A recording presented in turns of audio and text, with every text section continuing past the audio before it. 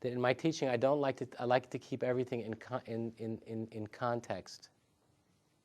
So we want to understand meditation here in the context of enlightenment itself. So the state of meditation, now we're talking about meditation as a state of consciousness. You see, the state of meditation is one that you experience when deep ease of being, relaxation, ease of being, lack of tension, lack of existential tension, right? Deep ease of being, and unusual alertness or attentiveness, attention, merge and become one state. Why is it? It's very unique. Usually, at times when we're making effort to pay attention, say, pay attention, right? Times when you're making effort to pay attention, you're usually making effort. You're straining, there's tension, right? Not always, but often. Often the practice of attention, of focused attention, often requires tension, right? And in the same way, often deep relaxation, deep ease relaxation leads you to into unconsciousness. Say relax, and you relax and relax, then you eventually fall into an unconscious state. You lose consciousness. You fall asleep, right? But what's different? But what's unique about the state of meditation is that's when profound or a high degree of alertness and attentiveness, concentration, focus are present, supported by a deep sense of relaxation, ease of being, lack of tension and stress. And so when meditation is profound and deep, you'll see that it's a seamless state. The experience is seamless. You'll find your attention is incredibly alert and you're deeply relaxed. You're extremely alert and you're deeply relaxed. Extremely alert and deeply relaxed. But it's one state, it's not two. That's what's unique about the state of meditation. It's when you're very attentive and you're very, very relaxed. Now, it's just good to keep that in mind. That's the demystification of the state of enlightenment. If you want meditation, if you want to know technically what the state itself is all about. But then, if you want to look a little bit more into it, and you say, well, that's okay. So that's what the state of meditation is. But we say, well, the enlightened state, which means the liberated state, that would deliberate, and this means that the state of consciousness or state of being, when the individual self-sense, the individual self-sense or sense of themselves or their fundamental identity has been at least permanently or temporarily liberated or freed from identification with the fears and desires of the ego. It's the same thing. So if you say, well, what is an enlightened person like? What are the attributes or the qualities of enlightenment? They're the same. If someone is, quote unquote, enlightened, if you spend time with them, they will, through by their example, you have to get to know them well, though. You have to get to know them over a period of time. They will be able to demonstrate to you that they're more awake than you are. You will find, if you spend time, and if you ever get to know somebody like that, over a long period of time, they will demonstrate to you over time that they see more with greater consistency than you do. That they're more aware of the larger context than most of us are. That they're more aware. One finds that they're paying attention at times when we are not. We're talking about the enlightened state now. So someone who is quote unquote supposed to be, one of the important demonstrations of that state would be an unusual quality of attention. And one will observe in retrospect, if you get to know somebody like that, how did they know? How did they know? You'll find they were paying attention in all kinds of ways that one wasn't, because we were distracted by this, that, or the other thing, lost in our. So there's a dramatic, in the enlightened state, there's a dramatic increase, dramatic, not partial. There's a dramatic increase in the quality and depth of attention. So in other words, the enlightened soul, the enlightened self, is paying much, much, much more attention than most of us are to what's happening as it's happening. What's the difference between a wise person, or a wise man, and an ignorant man? The wise man pays a lot more attention to his own experience. Because we're all, if you look, we're all having the same experience, more, I mean, you know, relatively speaking, we're all having the same experience.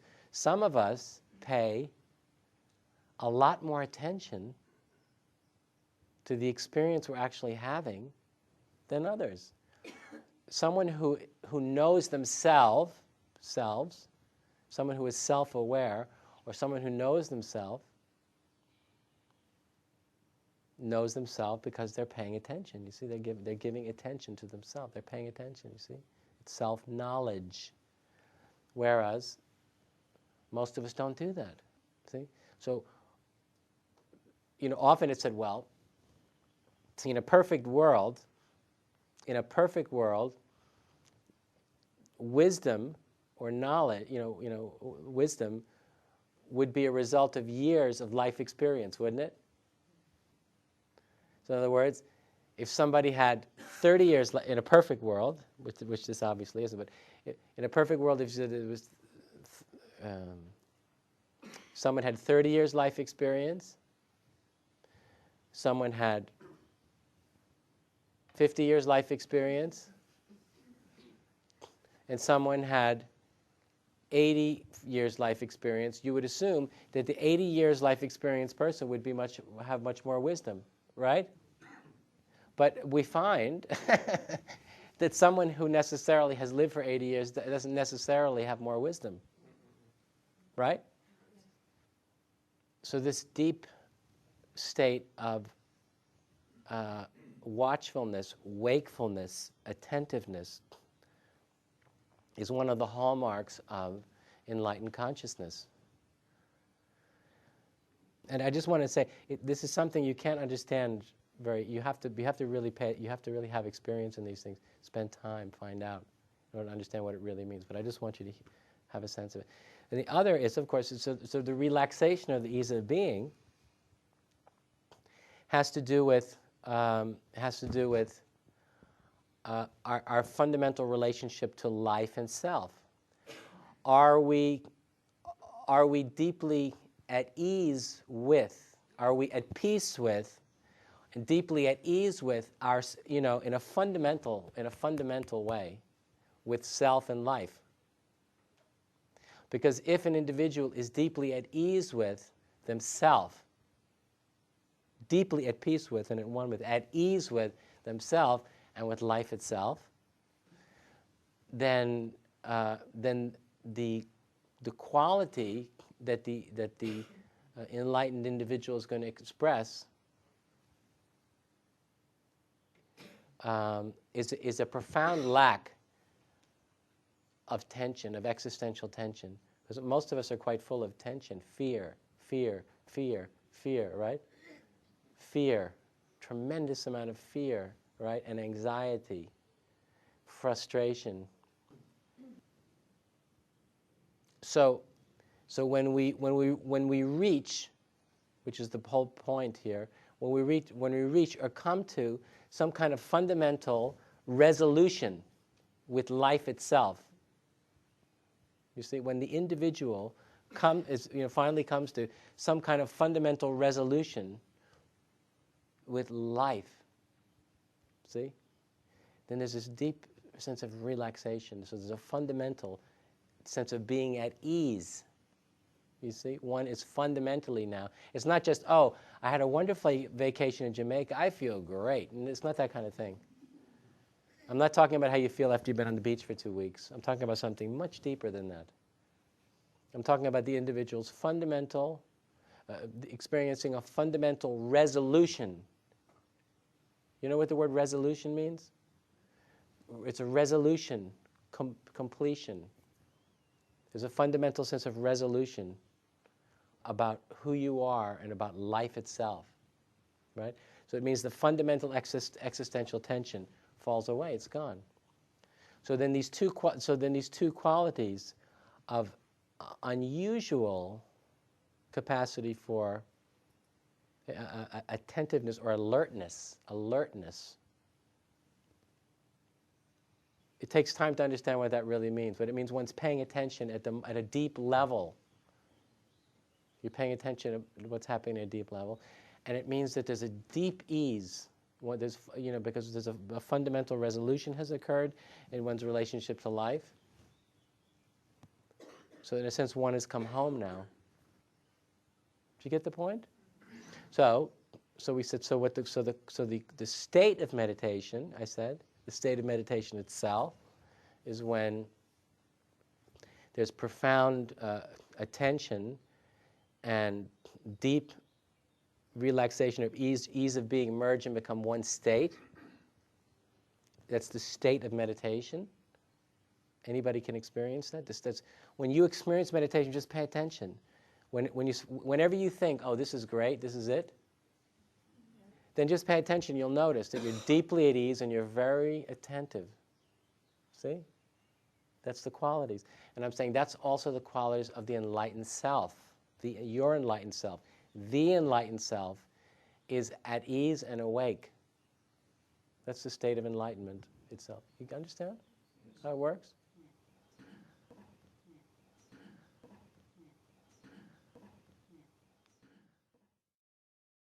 So the instructions are to be still.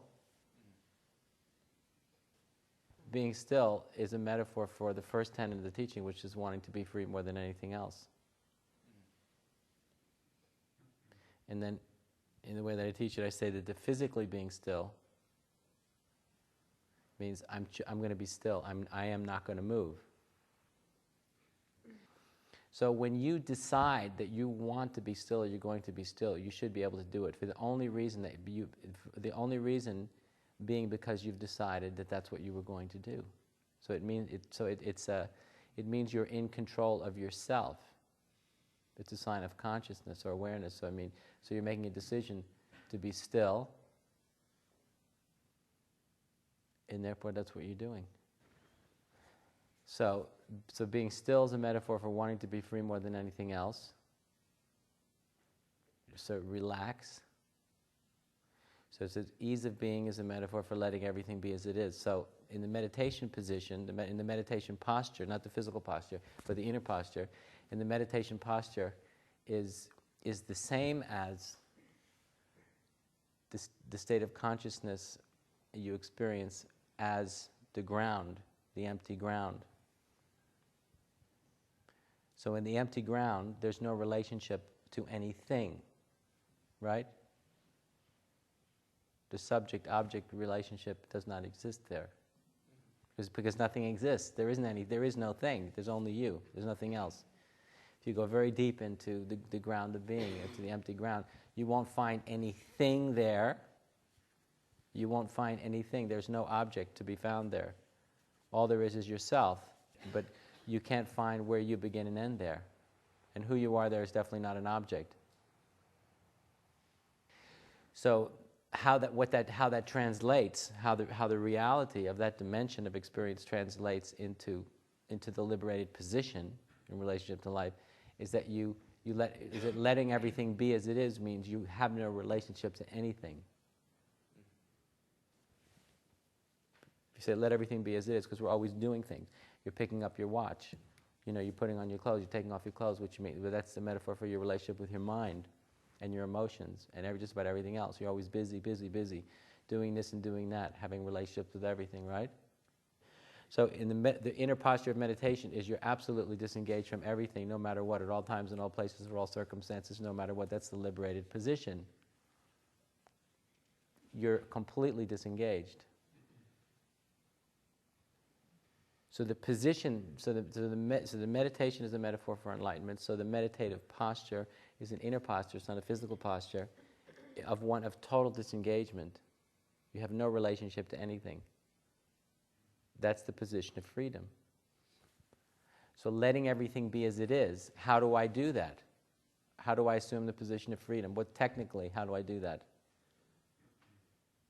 You let everything, you say you don't have any relationship to anything, okay.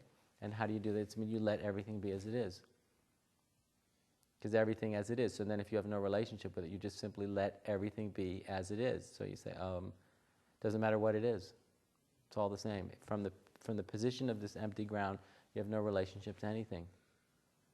Past, present, future, good, bad, and indifferent. So being still is a metaphor for wanting to be free more than anything else. Ease of being is a metaphor for letting everything be as it is. And then paying attention.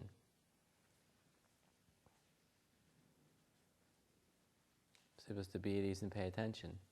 So in the meditative position, it's similar. So paying attention means you're having no relationship to the rising of thought or the presence of feeling. No relationship because you're free. No relationship to thought. From the position of this ground, empty ground, there's no relationship to thought or feeling.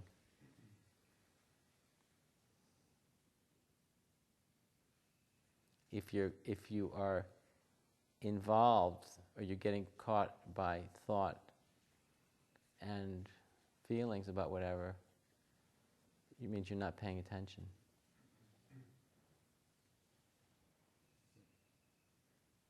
In a meditative context. So that would be the position of freedom. No relationship to anything.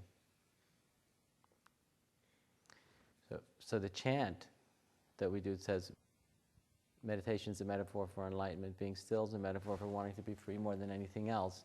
Ease of being is a metaphor for letting everything be as it is. Paying attention is a metaphor for having no relationship to the arising of thought or the presence of feeling. It's all anybody needs to know about meditation. So, I wanted to give everybody a chance to ask any questions you wanted to do about meditation. So, the question I'm interested in is, everybody here, do you know why you should be meditating every day? One reason was to awaken to the deepest part of you, the part of you that was never born and will never die. Right. But what would be another reason that's maybe not so dramatic, but very pragmatic for to live a sane human life? Not to be a conditioned robot. But everybody understands the term conditioned robot. Huh? Yes. Yes. So a conditioned robot seems to have no free will, right? Isn't that right? Yeah. No free will? Yep. They're just programmed. So there's no free will. There's no authentic autonomy or freedom, is there? Huh? They're just programmed. So why most of us are not that different? Why most of us are not that different than from conditioned robots is because we actually behave in very similar ways to them.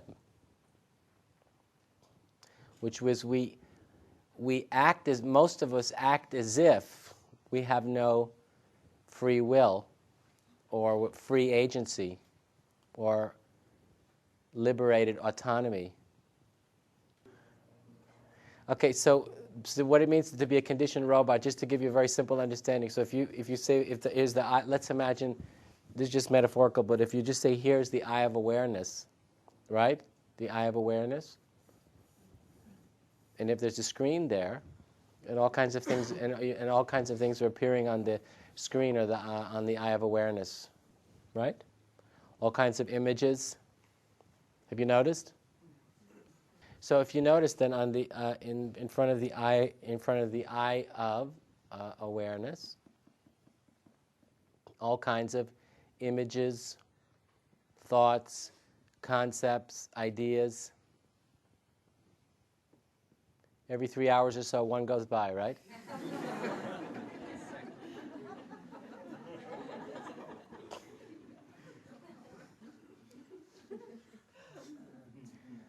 So if you start paying attention, which is a good thing to begin to do, if you start paying attention to to what's actually happening, to the images and to the thoughts, the concepts, sometimes it's a good exercise, not sometimes, all the time, but in any case, it's a good exercise to begin to just observe the process. Observe it because observe it out of the interest to find out what exactly is happening here. So when you observe this process, you begin to see that almost all of it are conditioned kinds of thinking, right? And some of it might be interesting. A lot of it might be very uninteresting. Some of it might be shocking. A lot of it might be shocking. But what you will notice if you just pay attention, if you just become interested in what all this is about, you will start to notice that there is something obviously deeply mechanical about the process. That what you begin to observe is that that the thought stream itself is really a conditioned mechanism, right? It's a conditioned mechanism or process, you could call it really more than, it's a conditioned process that's occurring almost all the time. There are many images that come up from the unconscious, right? Come up from the unconscious level. A lot of thoughts can be very mundane, having to do with things that are happening currently in your own life. And also, then even if you awaken to the higher dimensions or transrational dimensions, you can even sometimes have some fascinating experiences or senses of something even higher. But nevertheless, the point is that the process itself is it's impersonal process, but it's mostly, we can say, and the whole point is that it's very conditioned. Mechanical, conditioned. The reason I say conditioned means that it has no self-nature. No self, no capital S, self-nature. That means there's no one there. There's no person in there. It's very important to know that. Most people don't know that. So if you pay attention to this process yourself, you'll begin to notice that it's deeply conditioned, and even more importantly, it's selfless. Selfless, no self.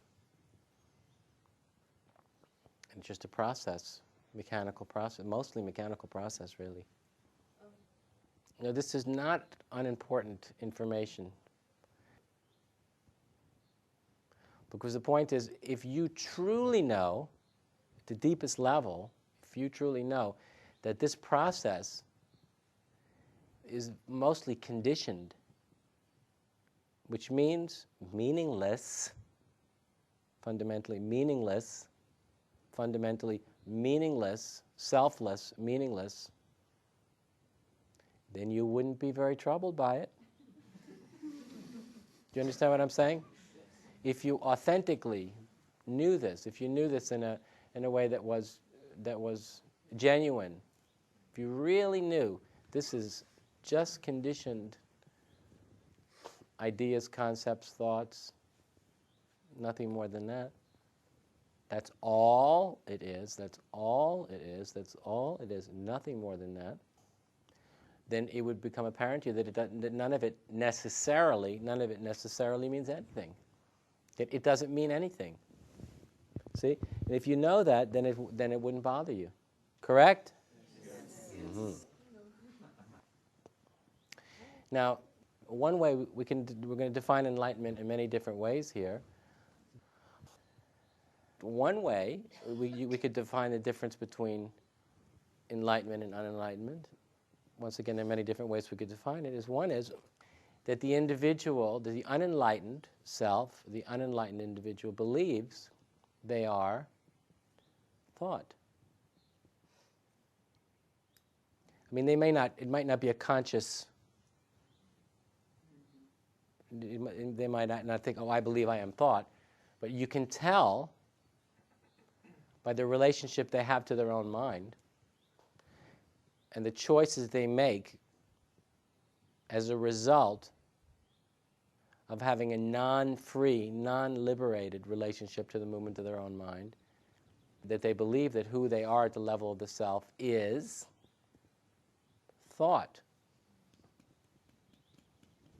See? So I'm trying to make a very simple point here. You remember, when we were speaking earlier, we were saying in this unmanifest dimension where there's no time, no space, no thought, no thing, when you experience that fullness and that emptiness, when you experience that fullness and that emptiness, where there's no time and no space and no thought, you, whoever you are, are still there, right? When there's no thought, you still exist, right? It's not a small point. Not a small point at all. When no thought exists, you are still there. You haven't died. You haven't disappeared. Isn't that true? Yes. You're still present. You are still present. Right? So if that's true, then that would mean you, whoever you are, is not thought or the content of thought. That your fundamental self, the essence of who and what you are as a self, ultimately or finally, has nothing to do with thought or the content of thought. Because if we look, look at the reality of the way we live. Look at the reality of the way we live. Intimidated by our own minds, right? This is the reality of the way we live. We are intimidated by the movement of our own minds, the movement of our own thought process. Believe me, if as long as you, and a lot of people, most people are, as long as you are in any way intimidated by the movement of your own thoughts, by your own thought process, see, you are going to be easily intimidated by the thought process of other people. It's very simple. So because most of us are frightened, intimidated, so most of us have therefore what I would call a superstitious relationship to thought. Superstitious means you believing things are real that are not ultimately real. So that's what I mean. When I say superstitious, it means that we are believing something to be real that ultimately has no reality. It's not ultimately real. So why these things what I'm speaking about here are so important, and it has to do really with ultimately our freedom or lack of freedom in the lives that we lead, in the life that we live, and the way that we live it, right? So this is the serious stuff. So once again, if you're intimidated by the movement of your own mind, you're going to be intimidated by the minds of other people. And most of us are.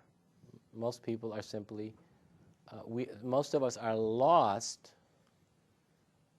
without even knowing it. Most of us are so lost that we don't understand how deeply lost we even are. That's how bad it is. And part of the reason for that is that because most of us are lost in the same way.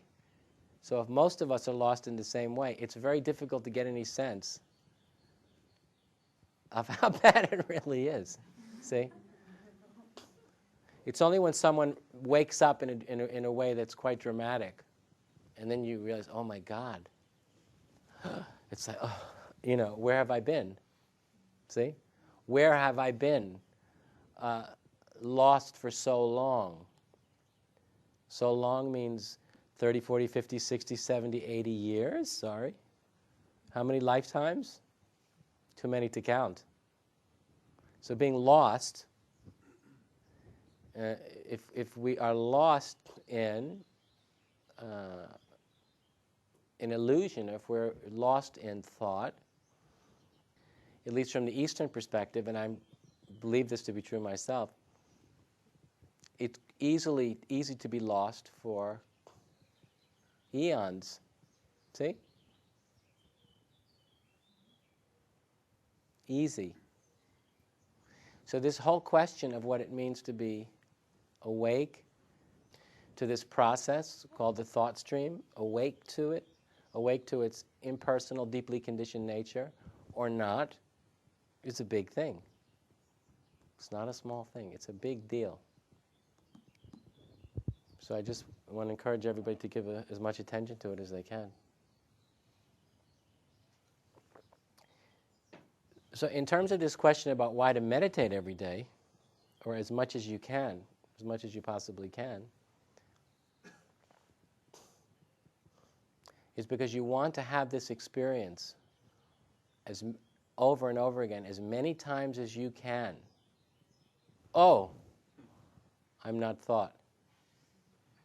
I guarantee every time you realize that, it'll be like Christmas morning. We all know what it's like to wake up from a nightmare, a very, very bad dream. You know what? A nightmare is very frightening, right? Yes. Full of terror and fear and regret, confusion. So the feeling of waking up from a nightmare is wonderful, isn't it? So, well, this is more or less exactly the same thing. So, of course, in the way I've been speaking, I've just been using the word thought. But then when we begin to look into what it means, it gets more complicated. It starts with, we say thought, but thought's a metaphor for ways of, first it's thought itself, but then we get a little bit more into it and we say, well, it has to do then with even ways of thinking. A whole conglomeration of thoughts, a whole bunch of ideas, put them all together. You have mini worldviews, little worldviews, big worldviews, all kinds of tapestries. And each and every one of us, you see, if you want to be a liberated human being, which is a question we haven't answered yet, but if you want to be a liberated human being, each and every one of us have to be very careful, indeed,